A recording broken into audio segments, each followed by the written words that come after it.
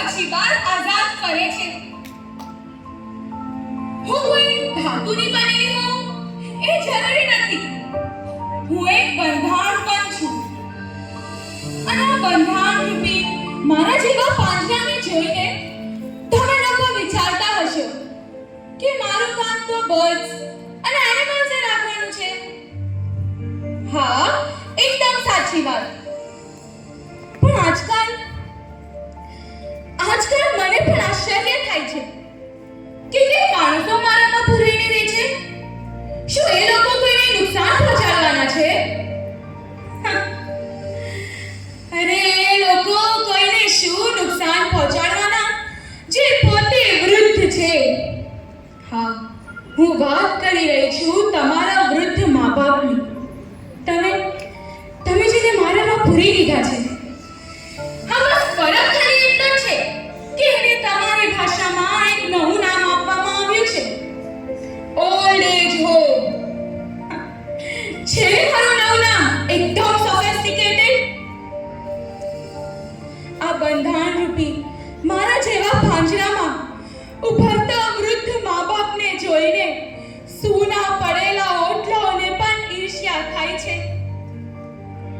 કારણ કે જેને ખર્ચી નાખી જિંદગી આખી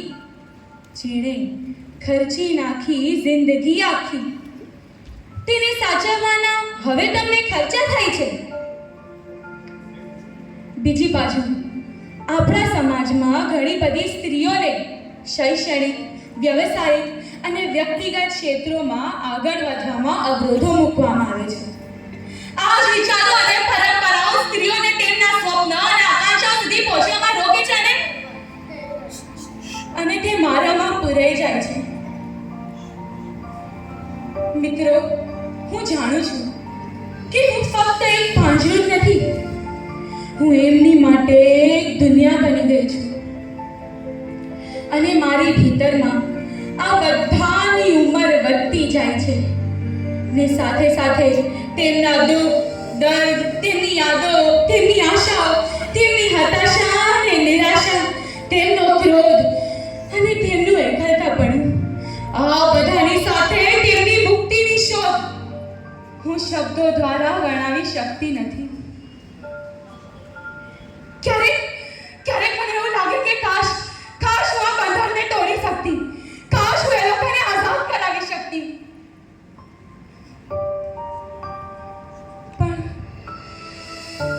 પણ હું મારું સત્ય જાણું છું ને મારું સત્ય એક છે કે હું ફક્ત એક પાંજરું જ છું.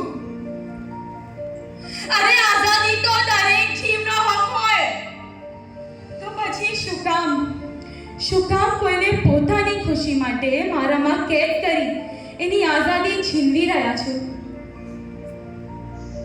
અરે એ લોકોનો કલરવ છીનવાઈ ગયો છે અને તે મારી સાથે પોતાની જ નજર કેદમાં છે. યાદ રાખજો, મારામાંથી છુટકારો મળશે નહીં, કઈ રહેશે નહીં. આવા બંધારણમાં જિંદગી કેવી થશે, પરિસ્થિતિઓ કોણ સમજશે? અરે કોઈ તો અવાજ આપો આ જિંદગીથી છુટકારા માટે અને અહેસાસ કરાવો મારામાં બંધાયેલા જીવની વિરાસતે. અંતમાં હું એટલું જ કહીશ કે મંદિરો બનાવો, મસ્જિદો બનાવો, ગુરુદ્વારા બનાવો, ચર્ચો બનાવો, હોસ્પિટલો બનાવો, સ્કૂલો બનાવો, અરે બાગ બગીચા બનાવો. પણ ક્યારે મારા જેવી બંધાણ રૂપી પાંજરાને ના બનાવો.